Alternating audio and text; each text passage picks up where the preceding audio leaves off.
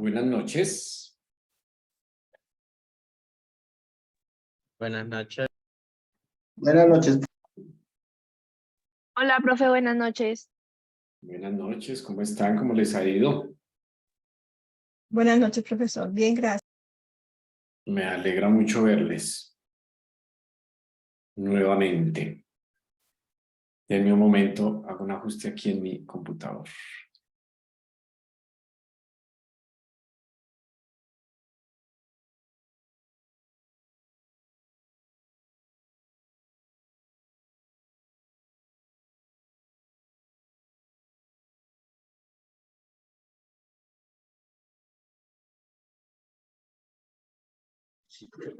Profesor, compañeros, buenas noches.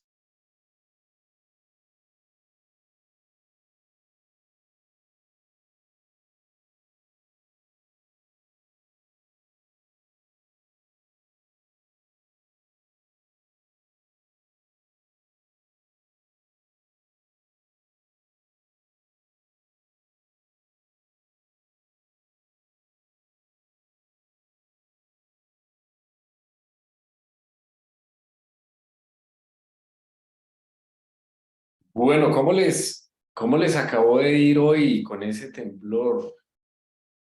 Qué cosa tan fuerte, ¿no? ¿Están todos bien?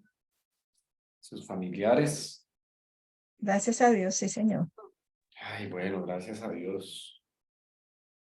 Parece que, bueno, yo es que la verdad no he visto porque hemos estado todo el día en reunión y cosas, pero parece que no hubo, bueno, no sé si habría, donde fue el epicentro de estas cosas, alguna persona muerta o algo, ¿saben?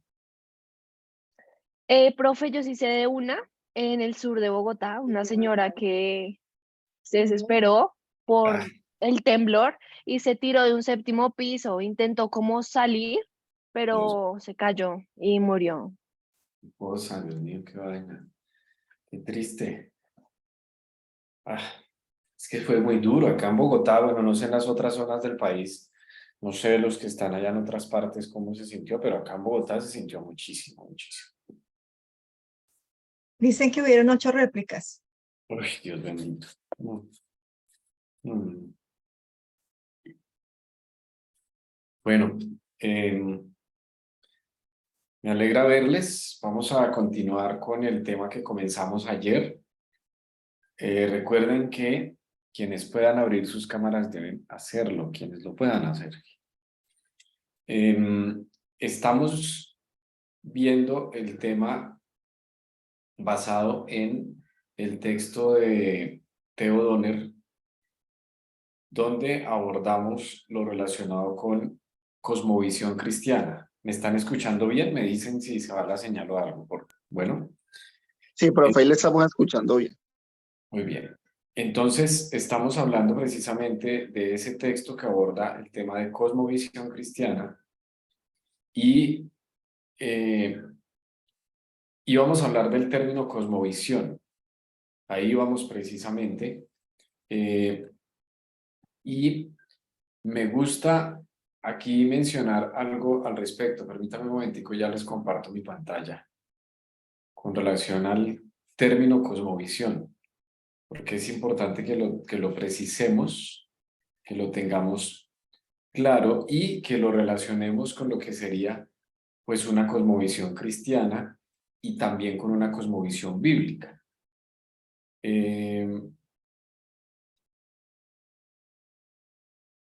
¿Me dicen si ven mi pantalla, por favor?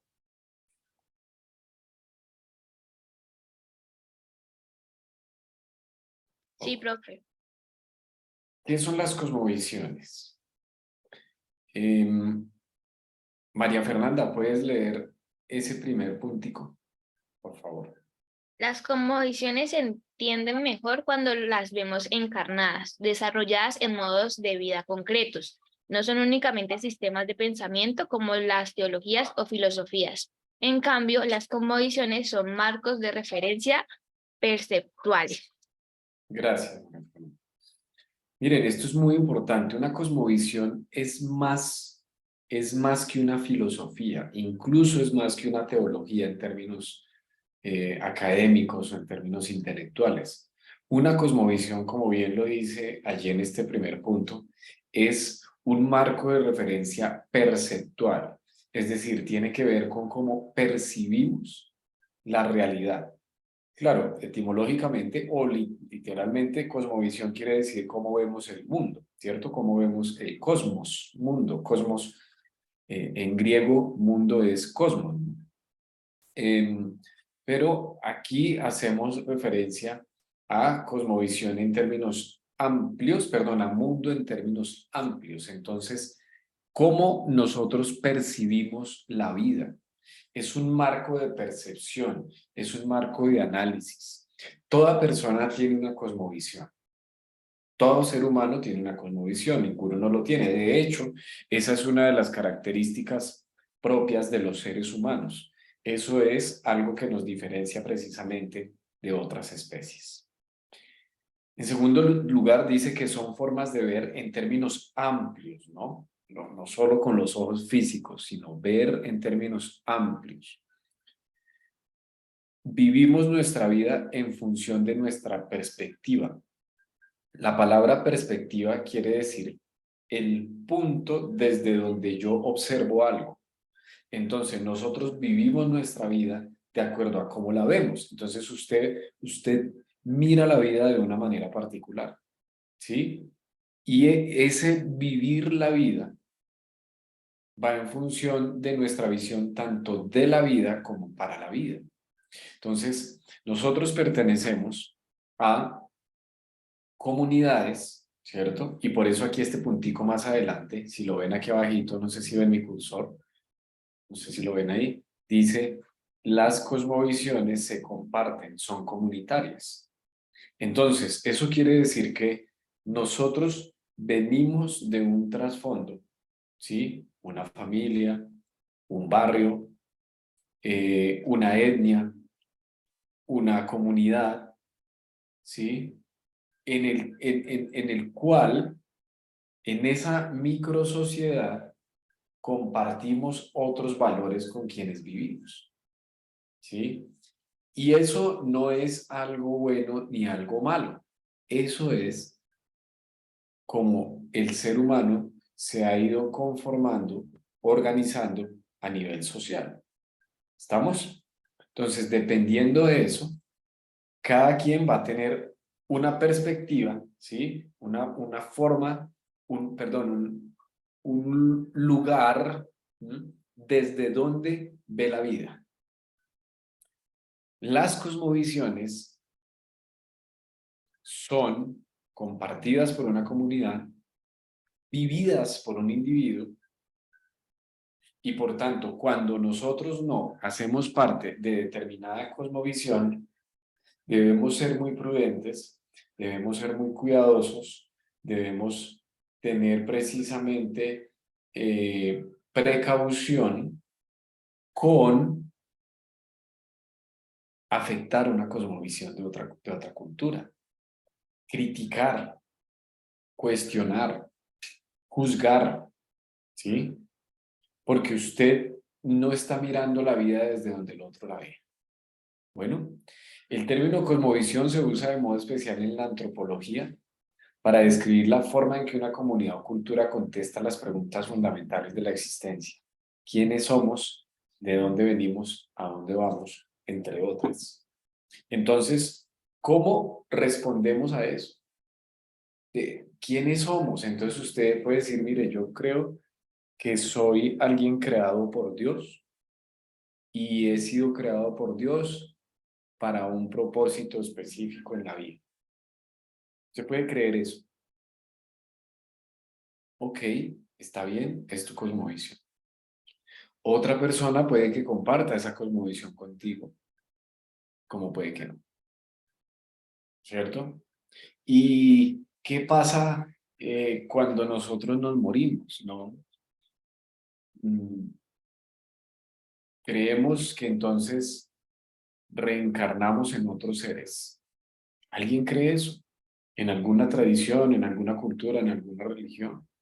Es su creencia. ¿Sí? Alguien dice, no, mire, yo creo que cuando uno se muere y se termina todo. No hay nada más allá después de la muerte. Es su creencia también. Alguien puede decir, no, yo creo en la resurrección y entonces yo creo que cuando muera, luego voy a resucitar con Cristo, ¿sí? Y esa es su cosmovisión. Por eso es algo tan sagrado. Mire, una cosmovisión es algo sagrado. Por eso debemos ser respetuosos con las cosmovisiones. Alguien puede decir, yo no creo que uno se vaya al cielo o para el infierno, o de pronto se queda por ahí en un lugar intermedio. Es una cosmovisión también y es una manera de creerlo. Entonces, si alguien no cree en el cielo, que exista el cielo, el infierno, como un lugar después al que uno va, todas estas cosas, está bien, porque eso es una cosmovisión, es una creencia, si me va a entender, es una creencia que usted de pronto ha ido formando a partir de distintos acontecimientos, enseñanzas, lugares, tiempos, en fin. ¿Estamos? Los diferentes aspectos de una cosmovisión, recuerden que estas son comunitarias, los distintos aspectos que conforman una sociedad surgen desde una cosmovisión, ¿sí? Es decir, las cosmovisiones construyen sociedad. No sé si me hago entender. Pero también la sociedad influye en la cosmovisión. Es decir, esto es un movimiento recíproco. Ese movimiento, cosmovisión, cultura, sociedad. Miren este cuadro que aquí lo entendemos un poco mejor. ¿Lo alcanzan a ver allí?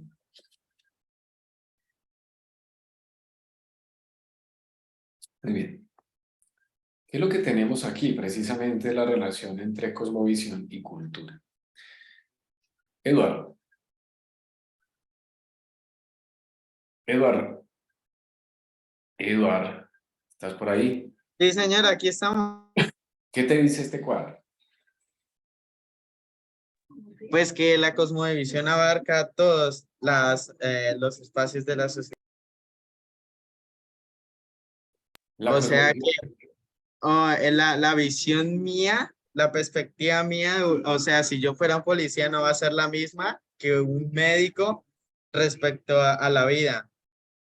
Ok, gracias Eduardo por el comentario. Entonces, la cosmovisión, recuerden que aquí estamos hablando en términos no solo de un individuo, sino en términos de una comunidad también.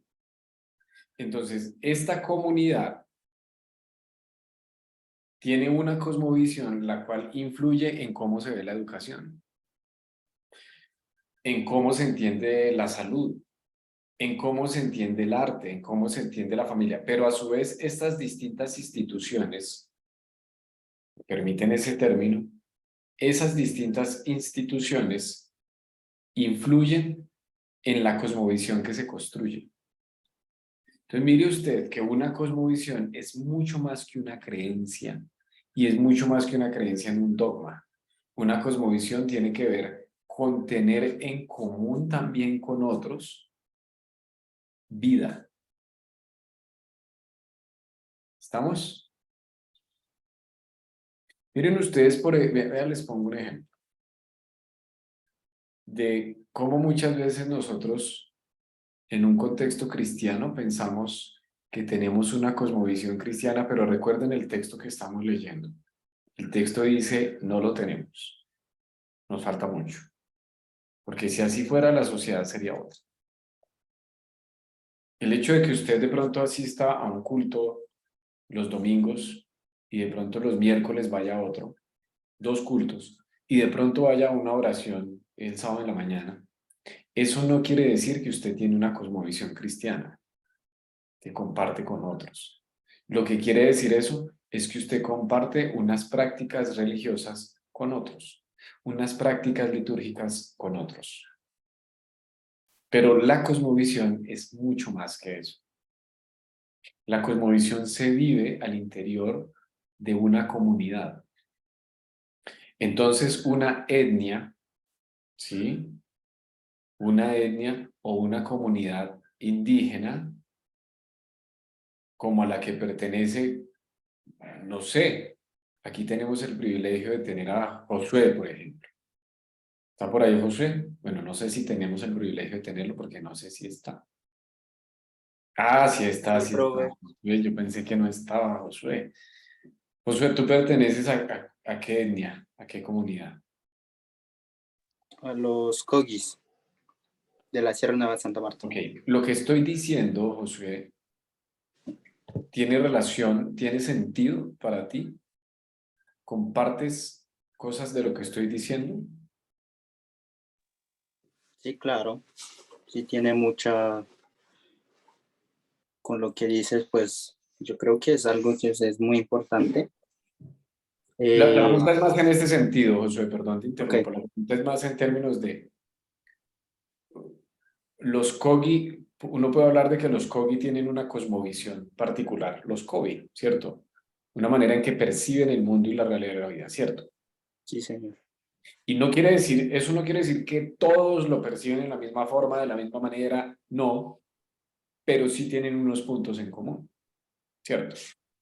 Y no solamente en términos de creencias o de conceptos, sino en términos de prácticas, ¿verdad? Muy bien. Eso lo menciono porque es que, otra vez, nosotros podemos caer en el error de pensar de que una cosmovisión es una cuestión solamente de compartir ideas o creencias o conceptos. No es eso. Una cosmovisión se comparte a partir del compartir la vida. ¿Sí? Entonces ahí, y claro, la cosmovisión se va extendiendo en la medida que la sociedad va creciendo. Entonces usted puede comenzar con su familia y esto luego llega a ser parte de una etnia, pero luego esto se convierte en algo más grande, algo más grande, algo más grande, al punto que entonces alguien puede decir, por ejemplo, miren, uno puede hablar de una cosmovisión que tienen en algunos aspectos, qué sé yo, las personas de Córdoba, ¿sí? Los costeños de Córdoba, y no lo digo peyorativamente. Entonces en Córdoba, y aquí tenemos una cordobesa, ¿cierto? Entonces, en Córdoba tienen unos aspectos culturales, socioculturales que comparten allá, lo que comen, en la comida, en cómo se visten, ¿cierto? En cosas que hacen para divertirse. Sí, sí me hago entender qué es una cosmovisión. Es muy importante que comprendamos ese concepto porque fácilmente nosotros decimos cosmovisión cristiana y cosmovisión, y más bien lo que queremos decir muchas veces es que compartimos unas prácticas litúrgicas con otros, lo cual llega a convertirse casi que en una subcultura. ¿Me hago entender? Pero para que haya una vivencia de una cosmovisión cristiana, es necesario que haya una comunidad y una vivencia al interior de una comunidad. Por tanto, lo que estoy afirmando es que la cosmovisión cristiana se evidencia con una comunidad, donde hay comunidad. Sí, sí me hago entender con eso. Donde hay comunidad. Porque comunidad quiere decir que comparten cosas, que comparten vida, que tienen vida en común. De ahí, por ejemplo, términos tan importantes del Nuevo Testamento como el término koinonía. Nosotros hemos suavizado mucho esos términos. Pero ustedes saben qué quería decir el término koinonía. Claro, ustedes me van a decir comunión, pero ¿saben en qué contexto se usaba ese término? El término koinonía se usa en el Nuevo Testamento y en tiempos del Nuevo Testamento para hablar de la vida en común que tenían los primeros cristianos. La vida en común. Y el término koinonía tiene una fuerte carga en términos económicos, por ejemplo. Entonces quiere decir que los primeros cristianos compartían sus necesidades económicas. Quiere decir que los primeros cristianos se preocupaban por las necesidades de los hermanos y las hermanas. Por eso llegaban a decirles hermanos, porque eran considerados de la familia. Por eso Pablo se enoja con la comunidad de Corinto. Ustedes conocen ese pasaje mejor que yo, porque cada vez que compartimos la cena, muchas veces lo leemos, cuando decimos, por tanto, yo recibí del Señor lo que también les he enseñado, que la noche que fue entregado el Señor Jesús tomó pan, habiendo dado gracias, lo partió y dijo, tomad, comed, ta. Pero antes de eso, ¿de qué ha hablado Pablo? ¿Recuerdan ese relato? En ese relato Pablo viene hablando precisamente regañando a los corintios y les dice, ¿quieren que los felicite y me alegre por lo que están haciendo? No. ¿Por qué? Porque entre ustedes he escuchado que hay conflictos y ese no es el problema, que haya conflictos, porque conflictos siempre hay. El problema es que entre ustedes hay algunos que tienen para comer mucho al punto que les sobra y bota y otros mueren de hambre. Y entre ustedes hay algunos que se emborrachan y despilfarran y otros no tienen para comer. Miren ustedes ese elemento tan tremendo en el que Pablo empieza a hablar luego de la cena. Es una preocupación porque unos no se preocupan por los otros. Por eso Santiago, el escritor bíblico, el de la carta, le da tan duro a los ricos. Ustedes lo han leído. Ustedes han leído la carta de Santiago. ¿Y por qué le da duro Santiago a eso? ¿Por qué? Porque hay unos que tienen demasiado al punto que les sobra y otros que no tienen y que hacen parte de la misma comunidad. Entonces eso no es comunidad. Miren ustedes cómo se suaviza el término coinonía. Coinonía en el primer siglo no tenía que ver con reunirse a tomar cafecito o capuchino con galletitas. Coinonía no tenía que ver con esto en el primer siglo. Coinonía en el primer siglo tenía que ver con compartir la vida con el hermano y con la hermana. Y eso es una cosa tenaz, porque uno no comparte la vida con cualquiera. ¿O sí? Eso es muy importante tenerlo presente. Volvamos entonces a nuestro texto. En el texto nosotros tenemos que precisamente siempre hay, el cristiano está en medio de un contexto más amplio, de un contexto mayor, ¿cierto? Está en un ambiente mayor.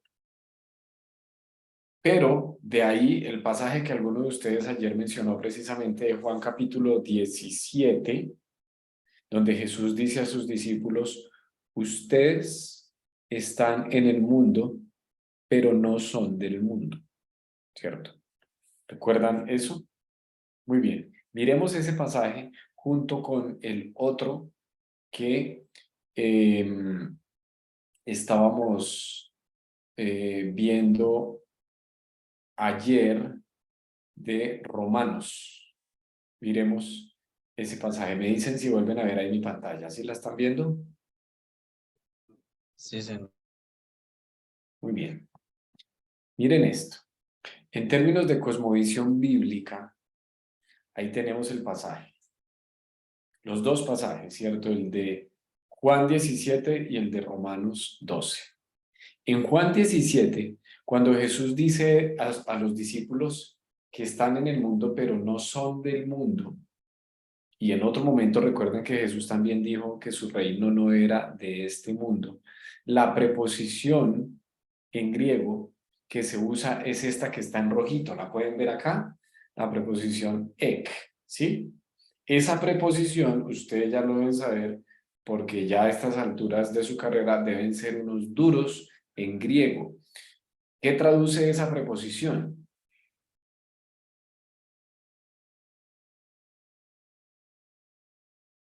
a decirle al profe David, se ponga pilas otra vez con ustedes. La preposición ek, compañeros, es como en el inglés el equivalente a from. En inglés, para decir de, tú puedes decir of, ¿cierto? O puedes decir from. La diferencia entre of y from es que from implica procedencia, es decir, de dónde viene algo. Entonces, si tú vas a marcar una tarjetita al novio gringo que le vas a regalar no sé qué cosas, entonces escribes from y to. Entonces, to quiere decir para quién y from quiere decir de quién proviene, desde dónde viene eso. Lo mismo ocurre con la preposición ek. Ek quiere decir desde, indica procedencia, ¿sí? Indica desde dónde viene algo. Cuando Jesús dice a sus discípulos que ellos están en el mundo, pero no son del mundo, ek, cosmo, y cuando él dice que su Basilea, ¿cierto? Reino, que su reino Basilea, ¿cierto? No es de este mundo. Ek, cosmo otra vez. Lo que está diciendo Jesús es que ellos no provienen de este mundo. Su naturaleza no es de este mundo. No es que no estén acá. Estamos acá, ¿sí o no? Estamos en Bogotá, estamos en Córdoba, estamos en el Cauca, estamos en la Sierra Nevada, estamos en Bogotá, en una ciudad, en un campo, estamos en el mundo. Pero Jesús está diciendo, en línea con lo que estamos hablando, nuestros valores no provienen del mundo. ¿Sí? Lo que a nosotros nos parece importante no es lo que viene de aquí. Lo que es bueno no viene de lo que la sociedad me dice que es bueno. De ahí no viene eso. No porque todo sea malo, no. Pero lo bueno hay que saberlo buscar. ¿Estamos? Eso quiere decir que el cristiano está llamado a tener una cosmovisión, pero hace parte o está inmerso entre otras cosmovisiones. ¿Estamos? De ahí relacionando eso con las palabras de Pablo en Romanos capítulo 12. Pablo dice que no debemos conformarnos otra vez a este tiempo o a este mundo. Más bien que debemos cambiar nuestra manera de pensar para que cambie nuestra manera de vivir, perdón aquí la redundancia. Cambiar nuestra manera de pensar, no sé si están viendo mi cursor, aquí está la palabra, ¿cuál palabra es? Metanoia. Y metanoia etimológicamente sencillo quiere decir cambio, ir más allá de la mentalidad. Y la mentalidad es la forma de pensar. Por eso la Dios habla hoy, la versión Dios habla hoy traduce cambien su metanoia, cambien su manera de pensar. Miren, metanoia, cambie su manera de pensar. Tremenda traducción. Una palabrita, cambiar manera de pensar. Se vuelve 4 o 5 palabras, ¿no? Una sola palabrita. Cambie su manera de pensar. Para que cambie su manera de vivir. Por tanto, la cosmovisión tiene que ver y pensar para los hebreos.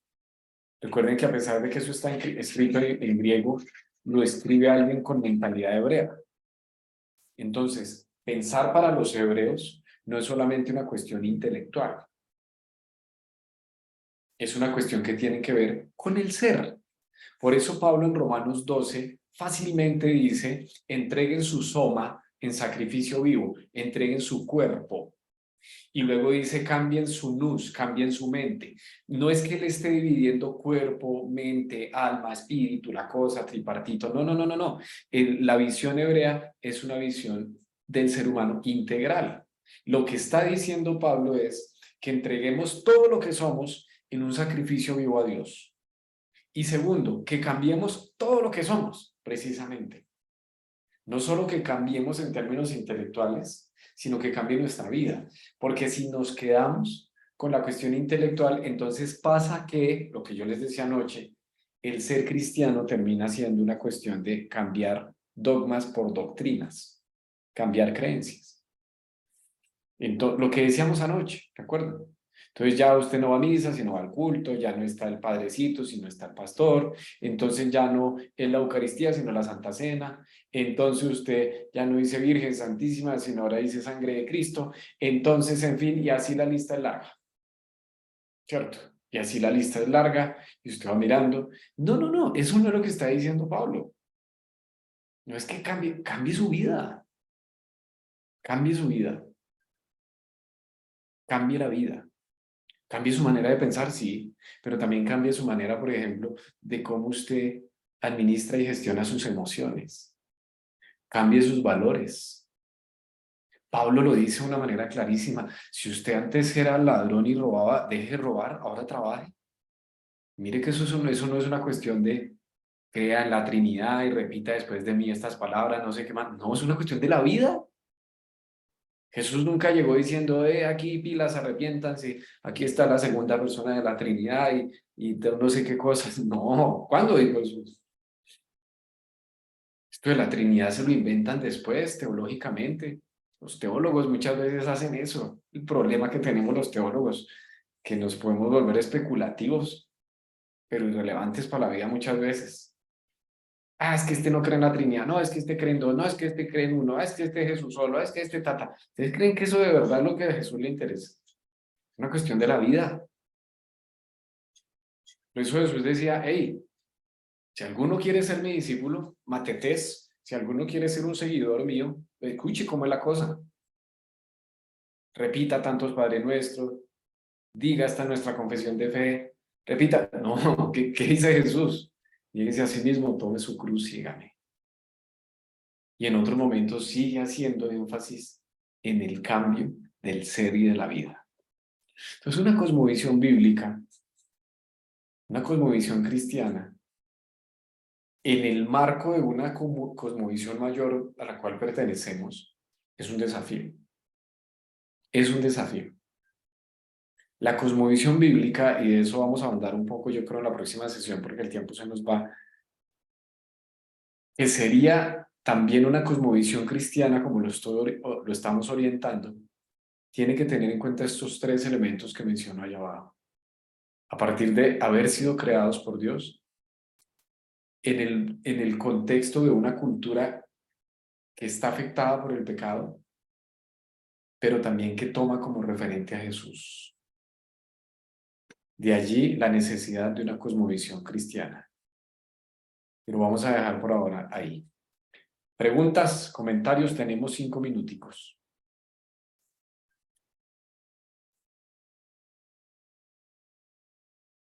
Profe, pues me gustaría de pronto volverte a preguntar, pues va incluso, digamos, ligado al tema de cosmovisión.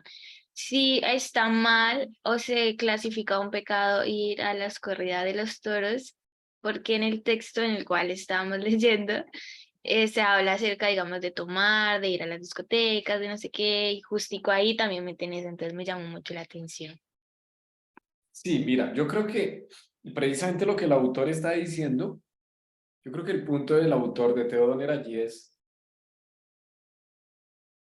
que por lo general hemos reducido la cosmovisión cristiana a esos aspectos, que son aspectos un poco más de una moral individual, lo cual no es malo. ¿Sí me hago entender? Y él pone esos ejemplos, pero esos ejemplos no son exhaustivos, habrá más, ¿cierto? Porque luego lo que dice el autor es que el problema es que nos quedamos con eso, o sea, creemos que ser cristiano, repito, es ir a culto el domingo y decir, no, yo no tomo y no bailo, entonces yo soy cristiano. Hay mucha gente que no toma y no baila y no son cristianos por eso. Hay mucha gente que no va a los toros, pero eso no les vuelve cristianos. Entonces, más que decir si es pecado o no, lo que el autor quiere decir es que la cosmovisión cristiana va mucho más allá de eso. ¿Me hago entender? Es decir, en línea con los ejemplos que se mencionan, está bien, el cristiano ya no fuma o no baila, no sé, en eso, no sé, y no va a los toros. Está bien, pero el autor no lo dice así, pero es más o menos la idea, pero ese no es el punto. El punto es que ser cristiano es una cuestión que va más allá de eso. Y una cosmovisión cristiana es mucho más que eso. Porque el no bailar, el no tomar, el no fumar, el no ir a toros, no sé, y otros ejemplos más que uno pueda poner, ¿cierto? En los tiempos cuando mi papá era joven y todo eso era pecado ir a cine, por ejemplo. Mi papá me cuenta esas cosas. Era pecado ir a cine. Hoy uno dice eso, pero ¿por qué pecado ir a cine? Era pecado ir a cine. Sí, me hago entender. Pero más allá de eso, es que el autor está diciendo, ojo, porque ser cristiano es mucho más que eso. Ser cristiano es una cuestión que tiene que ver con cómo se percibe la vida y se vive la vida en todos los aspectos. Educación, economía, política, cuestiones ambientales, arte. Es decir, todo, sí me hago entender. Entonces muchas veces en términos económicos, ahí sí la gente dice, uy, pero toca ayudar a otros, pero uy, no, pero que trabajen, que no sé qué más, tal, y... Sí me hago entender. Entonces, creo que el autor lo que quiere decir más allá de una moral privada personal, a una ética que tenga un mayor impacto a nivel de la sociedad. John Alexander. No sé si respondí la pregunta, María Fernanda. John Alexander.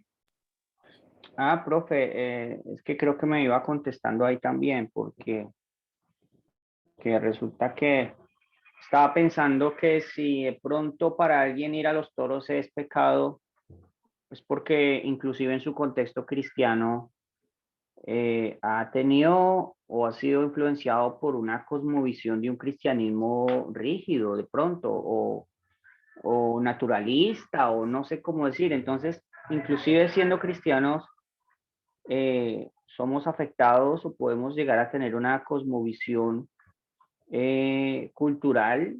Por ejemplo, aquí en el llano, Claro, no es pecado, ni es pecado. Hay cristianos que van al coleo. claro. Lo malo es ir a tomar en el coleo, ir a hacer otras cosas, otras actividades, pero de hecho sí. Pero entonces, como ibas hablando, me contestaste pues la Sí. inquietud que yo tenía. Y es así, John, solo para complementar lo que estás diciendo es que, claro, estamos inmersos en otras cosmovisiones. Nosotros no somos exclusivos, no. Y esas otras cosmovisiones influyen. Ahora, precisamente viene luego el desafío. ¿Qué tipo de influencia? ¿Cómo? ¿En qué medida? Por eso les digo, las cosmovisiones no son cualquier cosa. Y una cosmovisión es más que una cuestión de creencias o de doctrinas. Una cosmovisión tiene que ver con cómo uno asume la vida, cómo vive. Y entonces, en las cosmovisiones no cristianas, por decirlo así, ¿habrá influencias negativas que van en contra de la cosmovisión cristiana? Claro que sí. Pero también en otras cosmovisiones no cristianas es posible que también haya luz. Claro, porque la gracia del Señor es una cosa que va más allá de lo que yo considero es una cosmovisión cristiana. Pero ese es el desafío precisamente del creyente, de vivir como alguien que está en este mundo, pero no es de este mundo. ¿Estamos? Muy bien. Voy a revisar algo del programa y yo les confirmo si tendríamos una lectura para la próxima sesión o no. Yo les pongo un mensajito. Bueno, por ahora no estoy seguro si tendríamos lectura. Bueno, que pasen feliz resto de noche. Me alegra verles. Chao. Gracias, profe. Gracias. Muchas gracias. Gracias, maestro. Gracias, profe. Gracias, profe. Gracias, profe. Teacher, yo le envié un documento ahí, voy a enviar ahorita más tarde una excusa, lo que había contado había pasado. Bueno, profe, chao, chao. Gracias.